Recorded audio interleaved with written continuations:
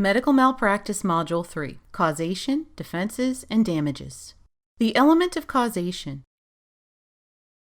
To sustain a medical malpractice action, the plaintiff must demonstrate negligence. This involves making the case that the physician failed to treat the plaintiff in accord with the customary care of physicians in the field of medicine.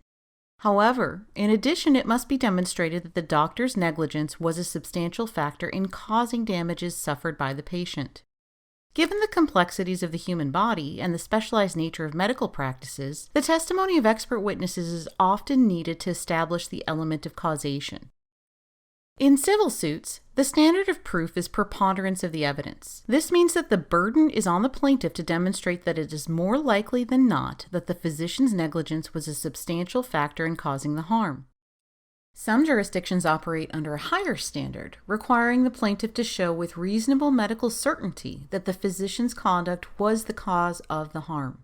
Unlike in most non-medical contexts, the plaintiff in medical malpractice cases is normally someone who is already sick or injured prior to interacting with the doctor. So the issue is often the extent to which decisions by a doctor resulted in an already sick patient failing to recover or getting worse. In these cases, the question for the jury, whether it's more likely than not that a physician caused the harm, depends on whether the patient would likely have escaped the harm if the physician had acted properly. To illustrate, consider the case of a young boy who was examined by a doctor after suffering a head injury. The doctor failed to conduct appropriate tests which would have revealed that the child had suffered a skull fracture, which has a near 100% mortality rate without medical intervention. The child was sent home and died from his injuries. In the ensuing wrongful death suit, the plaintiff succeeded in showing that the doctor had breached his duty by failing to diagnose and treat the injury to his son. However, the court held that he was not able to demonstrate that the doctor's breach of duty caused the injury. The rationale was that even if the doctor had properly diagnosed and sent the boy to surgery, the odds of the patient surviving would have been less than 50%. The plaintiff failed to show that it was more likely than not he would have survived, and so the plaintiff did not meet the preponderance of the evidence test. The loss of chance doctrine. Over time, courts have noted that one important consequence of applying the preponderance of the evidence test or tests with higher standards has been to severely limit the circumstances under which a doctor can be held liable. As in this case of the boy with a skull fracture, whenever a patient has a less than 50% chance of survival, even with proper medical treatment, there can be no recovery.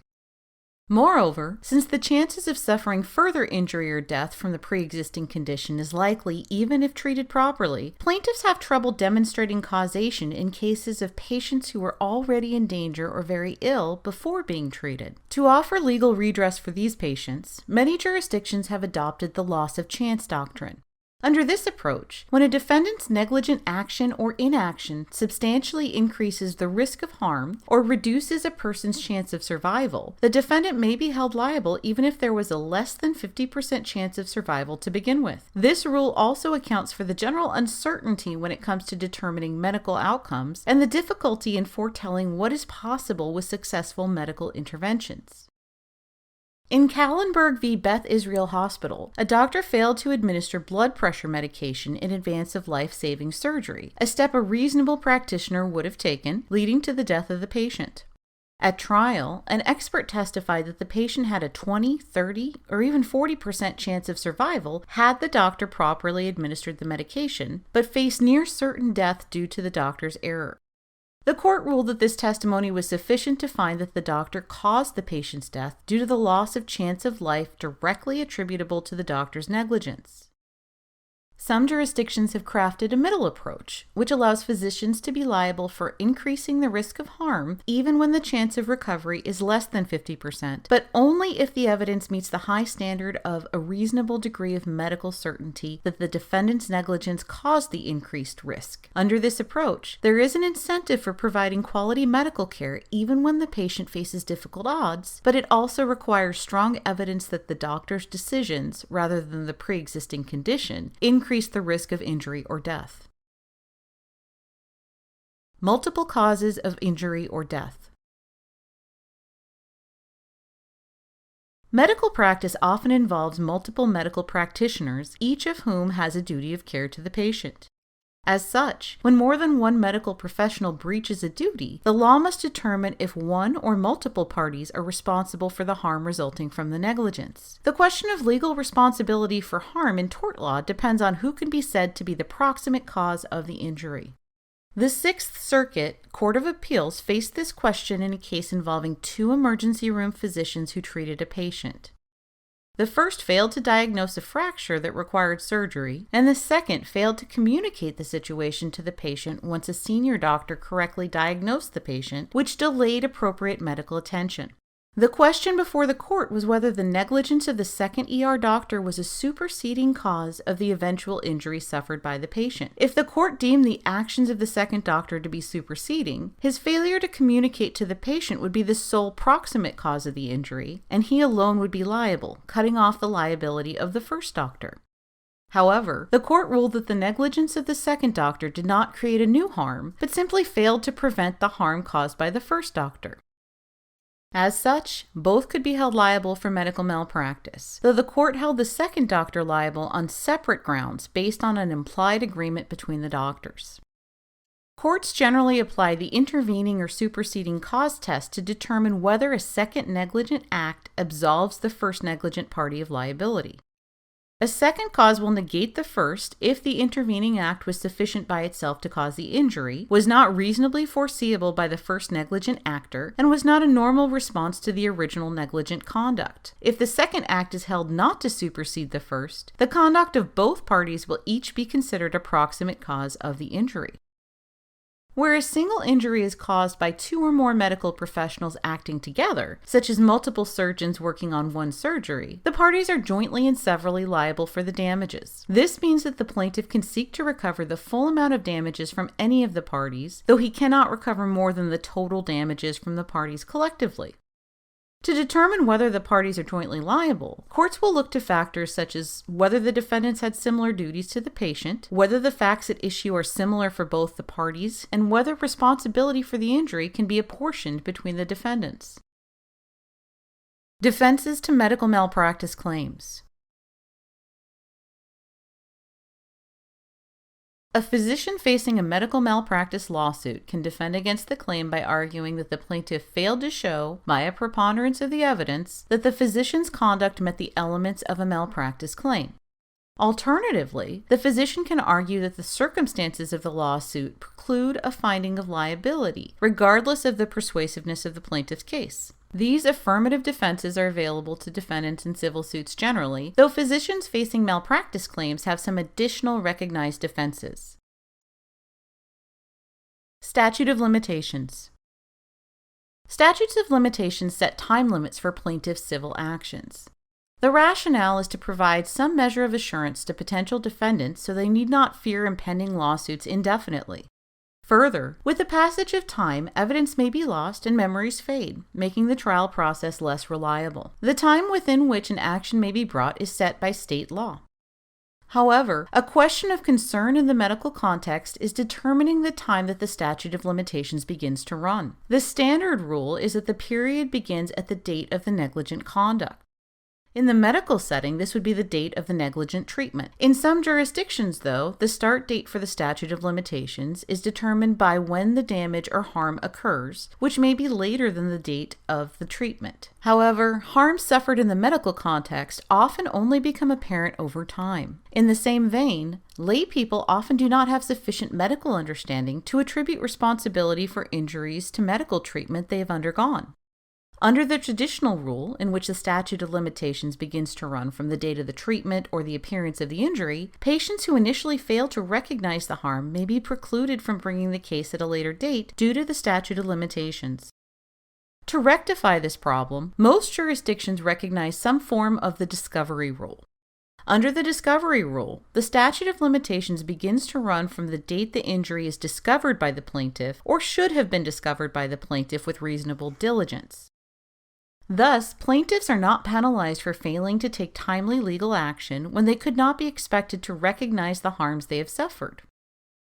Some jurisdictions have adopted the discovery rule, but also set an outer limit, an absolute number of years from the date of treatment within which the patient must bring the suit, regardless of the date he or she discovers the injury. Contributory negligence and assumption of the risk. As medical malpractice cases are tort claims, affirmative defenses available to a defendant in a standard civil claim are likewise available in a malpractice suit. Prominent among these defenses are contributory negligence and assumption of the risk. These defenses rest on the rationale that even when a defendant is negligent, a plaintiff may assume some or all the responsibility for an injury when she contributes to the harm or knowingly engages in activities likely to lead to harm. Both defenses can be established in the medical context. For example, the failure to follow a physician's instructions for proper care following medical treatment can eliminate or reduce a physician's liability for ensuing injury. In one case, a doctor was found negligent for failing to prescribe antibiotics to a patient who was bitten on his finger. However, the damages awarded to the plaintiff were reduced due to his failure to follow the doctor's discharge instructions to seek immediate medical care if he developed an infection. Another example might be a patient who continues to smoke after surgery against the instructions of his doctor. This may assume the risk of post-surgery complications. Moreover, failing to provide an accurate account of symptoms or a complete medical history may be contributory negligence. For example, a jury may find that a patient contributed to his own death by heart attack if he failed to inform the treating physician that he was experiencing chest pains after being asked by the doctor. Note that a plaintiff's negligence can reduce damages proportionately to the harm contributed, but does not necessarily preclude recovery for the defendant's negligence. Similarly, the doctrine of assumption of the risk protects doctors in cases where a patient knew that a medical intervention was risky, but nevertheless consented to undergo the treatment. The law may preclude or limit recovery when a patient suffers harm in cases of known risks. One such case involved a woman who refused a blood transfusion prior to a procedure, despite her doctor's warning that it was necessary. Subsequently, the doctor negligently lacerated the patient's uterus, and that woman bled to death. When the court held the doctor liable, the amount awarded was reduced since it was determined the refusal of the transfusion was partially responsible for her death and constituted a knowing assumption of the risk. Good Samaritan laws. Physicians are under no obligation to treat people simply because they need medical assistance, but are open to liability for negligence if they do provide treatment negligently, even if the physician is not being paid. As such, there's a strong incentive for physicians not to treat people outside the course of their regular practices, even in cases of emergency. To encourage doctors to offer treatment to people in emergency cases, states have enacted so-called Good Samaritan laws, which offer a measure of protection to physicians. These laws immunize doctors from medical malpractice lawsuits for harm suffered during emergency medical treatment unless those injuries resulted from gross negligence or recklessness. States may differ on the circumstances in which the higher liability standards of Good Samaritan laws are applicable to medical treatment. A common test applies the rule when the emergency treatment was provided by a physician without advance notice of the illness or injury and takes into account whether the physician charged a fee for the treatment. Damages. The final element of a medical malpractice suit is damages, which are the harm caused to the patient by the doctor's breach of duty. Generally recognized damages include out-of-pocket costs such as medical bills, loss of income, financial loss due to permanent impairment, and monetary value assigned to pain and suffering. These all qualify as compensatory damages. In addition to compensatory damages, plaintiffs in civil actions may also recover damages beyond compensation for harm in cases of gross negligence by the defendant. These punitive damages are means of punishing defendants for engaging in egregious behavior in cases of conscious indifference to the welfare of the plaintiff or willful, wanton, and reckless conduct. While difficulties in evaluating damages can be complex in any area, unique questions of putting a dollar value on loss arise in the medical context. One example of a tort claim unique to medical practice is the so-called wrongful birth action. In a wrongful birth lawsuit, the plaintiffs are the parents of a child who was either born despite a sterilization procedure or was born with birth defects which a doctor failed to detect and inform the parents, depriving them of the chance to terminate the pregnancy. The plaintiffs are suing for damages in the form of financial and emotional costs of giving birth to and raising a child that they did not want.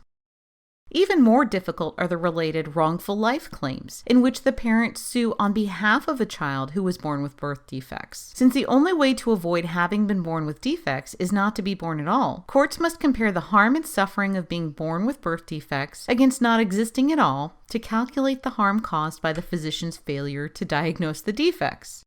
In fact, due to the difficulties in calculating damages in these and related cases, most courts refuse to award damages in wrongful life lawsuits. In our next module, we will look at procedural matters in medical malpractice cases, including preparing the lawsuit, filing the claim, and settlement negotiations.